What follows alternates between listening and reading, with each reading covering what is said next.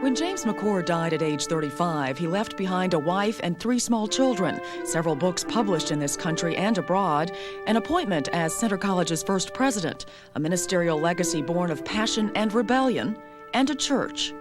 At this residence, the home of Dr. T.S. Bell, McCord preached in 1813 a sermon that seized the imaginations of his small audience, but found the scorn of the Kentucky Presbytery. McCord had left his law studies with Henry Clay to enter the ministry and worked for a time as a traveling minister on his horse. A small and frail man, his intellectual capacity and spiritual intensity drove him beyond his physical limitations, and 2 years after his sermon at Dr. Bell's home, some of Lexington's most prominent citizens built him a church. Robert Smith Todd, father of Mary Todd Lincoln, Major Alexander Parker, Joseph Cabell Breckinridge, father of Vice President John C. Breckinridge, and others worked for 18 months to build the Market Street Church. McCord's manse still stands on North Limestone. McCord preached there for 4 years before resigning due to insufficient income and several more prominent members' discomfort with his unwavering message of redemption and commitment. He died 1 year later in 1820. The Reverend John Breckinridge was named pastor in 1823. He was the uncle and namesake of Vice President John C. Breckinridge and oversaw the renaming of the church, the McCord Presbyterian Church, in 1823. In 1828, the church was given its current name, 2nd Presbyterian Church, at the request of the local presbytery. Ironically, the pastor called that year to head the church, the Reverend John Clark Young, would serve only 2 years before resigning to become president of Center College, an honor James McCord never lived to enjoy. It was not Center College, but Transylvania University that lured away 2nd Church's next pastor, the Reverend Robert Davidson, but not before he could oversee the young church's first edition, a Sunday school and session meeting room that was given by David Sayre, who would later build Sayre Female College in Lexington. During his presidency of Transylvania University, Dr. Davidson authored the still highly regarded work, The History of the Presbyterian Church in Kentucky. Today's congregation at 2nd Church will appreciate its more moderate view of just what is and is not conduct becoming a Presbyterian. Suffice it to say that in 1843, just one of our church's spring breakaways, complete with square dancing and a rented movie, could decimate our ranks by nearly 200 members. Just a few of the items outlawed 150 years ago included dancing, not attending public worship, and going to the theater. As for intoxication, the severity of that breach of conduct is best illustrated by this excerpt from the church's session minutes from July 6, 1843. 2 members of this session will meet with Mr. Carson, who has been absent from public worship, and will also discuss the report of his being intoxicated. Mr. Carson appeared before session where they discussed his unchristian conduct in the neglect of public worship and Christian duties. He also confessed to being intoxicated. He was suspended from communion of the church until he gives satisfactory evidence of repentance. Local politics proved the undoing of 2nd Church's next pastor, the Reverend John Daniel Matthews. Matthews' decision to vote for James K. Polk for president over Lexington statesman Henry Clay raised the ire of many of the congregation's members, and Matthews was informed his services at 2nd were no longer required. It was a civil war and its requirement for declaration of loyalties, both geographic and political, that shaped the history of 2nd Church for the next 2 decades. The war divided not only the country, but Kentucky itself. Separation of church and state became a hollow ideal as Presbyterian churches in Lexington moved toward an inescapable division of northern and southern sympathies. In 1845, the Reverend John Brown assumed the pastorate of 2nd Church and took his place in history as one of Kentucky's greatest pulpit orators. In 1846, the church's growth under Brown's leadership called for a larger building, and the original church was razed. A year and a half later, a new church was dedicated at a cost of $18,000. One admirer's review of the structure read as follows. The sanctuary, calculated to seat around 700 persons with ease and comfort, is at once striking in its ensemble, elegant and commodious. The windows, filled with stained glass imported direct from Germany, are the first of that kind which has been used to any extent in this place. The pulpit, the most beautiful and highly polished piece of work we ever saw, is made of black walnut. A young Illinois congressman who married a lifelong member of Second Church attended Thanksgiving services with her in 1847 prior to leaving for Washington, D.C. Mary Todd, daughter of church co-founder Robert Smith Todd, had recently resettled in Springfield, Illinois, where she met her husband, Abraham Lincoln. The man who preached that day at Second Church, John Brown, served Second Presbyterian most ably until 1853, when he left to accept another pastorate. In 1857, he became pastor of the Presbyterian Church in Springfield, Illinois, where Abraham and Mary Todd Lincoln worshiped.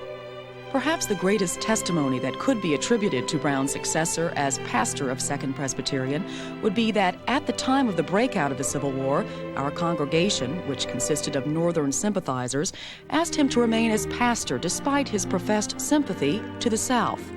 Reverend Robert Garland Brank was described as tall, good-looking, and blessed with a voice of exceeding great power, but also had plenty of fun in him and had a great host of friends.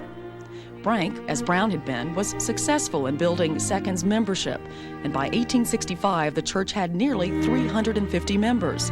It was during this time that the Presbyterian Church nationally split into two factions, North and South. Second was sympathetic to the Northern cause, First Presbyterian to the South. The church was served by several pastors after the Civil War, including the Reverend George Porter Wilson, who served between 1880 and 1884. During his pastorate, Dr. Lyman Beecher Todd served as an elder. Dr. Todd was first cousin to Mary Todd Lincoln and was in Washington when Abraham Lincoln was shot at Ford's Theater. Dr. Todd was an attending physician to Lincoln at his death. Dr. Todd was greatly admired in Lexington for his charitable medical services and often preached at Second.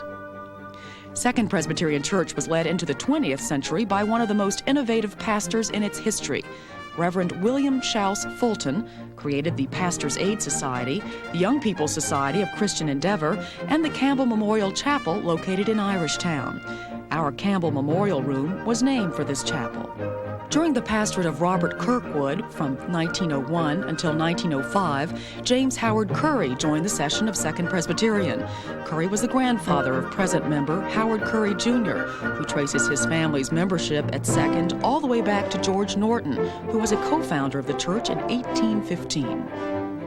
Charles Lee Reynolds followed Reverend Kirkwood as pastor of Second from 1906 until 1915 and saw one of Second's most prolific volunteer officers retire when Mr. John R. Sharp resigned the office of superintendent of the Sunday school in 1911, 35 years after he assumed it. Question: how many times does a steeple have to burn down before a congregation decides not to rebuild it? Answer: 4. That's how many times the steeple of the church on Market Street burned, the last time in 1913. That proved to be a moot point, however, when the entire church burned down 4 years later. History records that incident like this. On May 21, 1917, a fire started in a livery stable on the corner of Church and Limestone Streets. The entire block between Short, Limestone, Church, and Upper Streets was leveled. Sparks landed in the tower of the church and ignited pigeon nests, which in turn set the tower and roof on fire. When the flames subsided, all that was left of the church was the exterior shell of the above-ground structure and all of the basement. Dr. Benjamin J. Bush was pastor during this period and was fondly referred to thereafter as the Burning Bush. Somewhere between 1843 and 1915, the church had liberalized its view of Christian conduct because theater-going, once strictly taboo, became a necessity when the church held its worship services in the old Ben Ally Theater for the ensuing 7 years. The theater was located on Main Street, and services were often packed, although one might imagine that at least some of the walk-in trade had bargained more for Errol Flynn than Amazing Grace.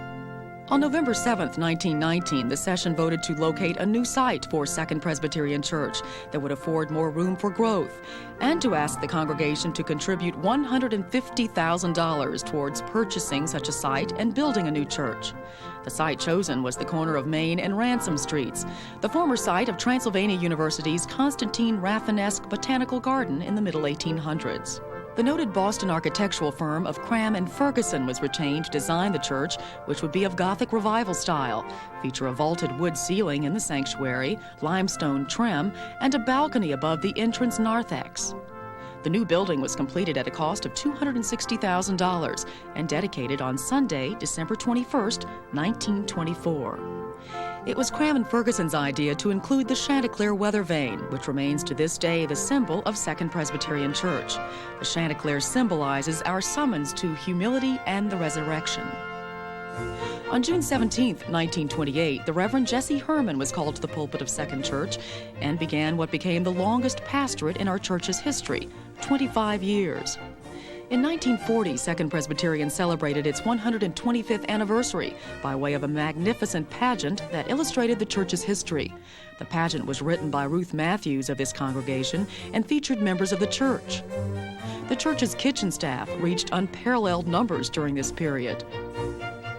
Ms. Mary Scott Wilds, one of our church's most admired staff persons, served during this period as Director of Christian Education from 1945 until 1962.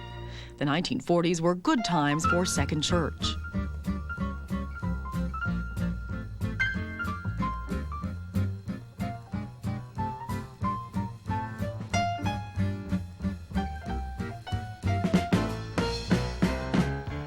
In 1949, the church began a 4-year installation of its present-day stained glass windows.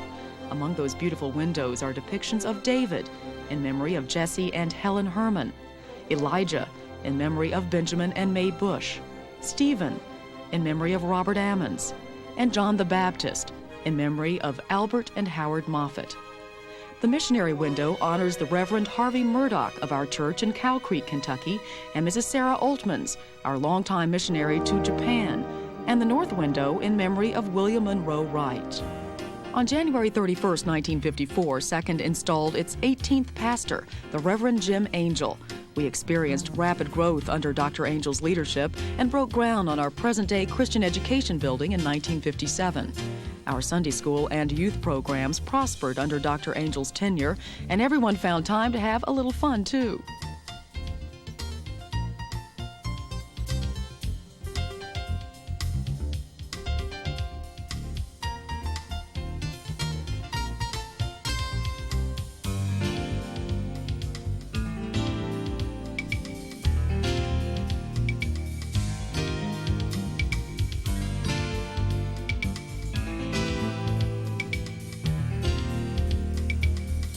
But not too much fun.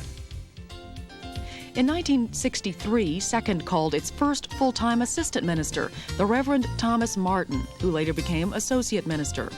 In 1965, Second Church welcomed the Reverend David Hallis of Wakefield, England, for 1 month and sent Dr. Angel to England in return as part of our 150th birthday celebration. That year, Second worked to help establish a new Presbyterian church in Lexington, Beaumont Presbyterian, near Lane Allen Road. Dr. Maurice Robertson became pastor of Second Church in the summer of 1966. Our handbell choir was approved by the session, and 4 years later, Gordon Bechtel became our second associate pastor. In the 1970s, our youth activities flourished. Edwin Stock was called as pastor in 1976, and in 1977 we began a 2-year production of the Christian rock drama Godspell. Roberta Staples was called to Second in the summer of 1978 to be our Director of Christian Education. Our building was added to the National Register of Historic Places in 1979. Our present pastor, Dr. Ronald P. Byers, was called to Second on September 1st, 1980, following the interim pastorate of Reverend Betty Blanton. Would you buy a church from this man?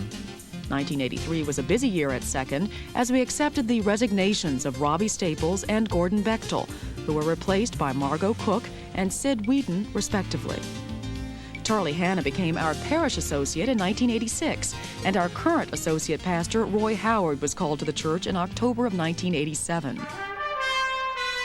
The 1980s have seen our missions, both local and international, grow in scope. Westminster Village, Canaan House, Meals on Wheels, and our work at the Horizon Center all came about. The past decade has been one of growth for Second Presbyterian Church. Our Sunday school and Christian education programs have thrived, and our membership responded to the need for a massive building renovation effort over the past 4 years. Our church staff has grown and continues to provide the day-to-day operational activity required of this growing congregation. And while growth and stability are the most obvious results of 175 years of history, we hope as well to be able to always summon the passion and fervor that created this church in 1815, when James McCord, youthful and determined, captured the minds and hearts of a few eager disciples.